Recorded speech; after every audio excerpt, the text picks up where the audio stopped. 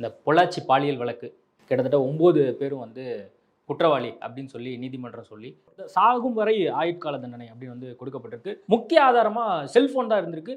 ஐபோன்ல நிறைய வீடியோக்கள் வந்து இருந்திருக்கு அப்படின்னு வந்து சொல்றாங்க. காதல் வயப்பட்டு நிறைய பேரை ஏமாத்திருக்காங்க அந்த நபர்கள்லாம் அப்படின்னுமே அந்த காதல் இல்ல.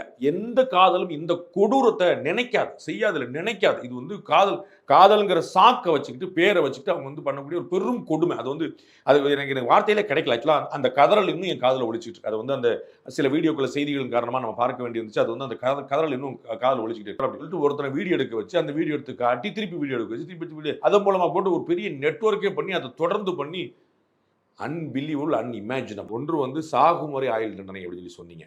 அதுக்கு தான் நான் முதல்ல சொன்னேன். நாளைக்கு வந்து அவர்கள் யார் அப்படிங்கிற ஒரு இனத்தையாலோ, மொழியாலேயோ, ஊராலேயோ ஒரு அடையாளப்படுத்தி ஒரு விடுதலை கோராம, அண்ணா பிறந்தநாள், எம்ஜிஆர் பிறந்தநாள், கலைஞர் பிறந்தநாள், ஜெயலலிதா பிறந்தநாள்னு அந்த மாதிரி நூற்றாண்டு விழா அது இதுன்னு சொல்லி அதை விடுதலை பண்ணாமல், கருணை மனுக்கள் மாதிரியான சமாச்சாரங்களை வந்து என்டர்டெயின் பண்ணாமல், அதை வந்து அந்த தண்டனை அவர்கள் அனுபவிக்கணும். நாளைக்கு மற்றவர்களுக்கு பாடமாக இருக்கணும். அப்போ வந்து இது வந்து முழுமையாக அந்த நீதிமன்ற தீர்ப்பில் எந்த வார்த்தை பயன்படுத்தப்பட்டிருக்கோ அது முழுமையாக அமல்படுத்தப்படணுங்கிறது முதல் விஷயம். பல்லாவரத்து பக்கத்தில் ஒரு சிறுமியை இப்போ வந்து ஒரு பாலியல் வன்கொடுமை செஞ்சிருக்காங்க.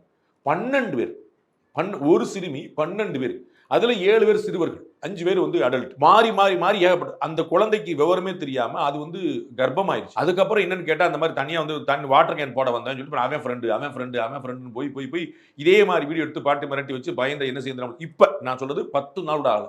இதை பத்தி எந்த ஊடகமும் ஏன் பேசலன்னு எனக்கு தெரியல. பொள்ளாச்சி சம்பவத்தை பத்தி எப்படி பேசி அரசியலாக்கி என்னெல்லாம் கொண்டு போயிடும். இப்ப பல்லாவரத்துல இப்ப நடந்திருக்கு. நான் சொல்ல வர்றது அரசியல் இல்ல, திமுக அதிமுக. அந்த பசங்க கையை காட்டிட்டு அரசியல்வாதிகள் மாதிரி வந்து ஜெயிலுக்கு போறாங்க. போலீஸ் வந்து விசாரணை கூட்டு போகும்போது with all pride those boys were moving.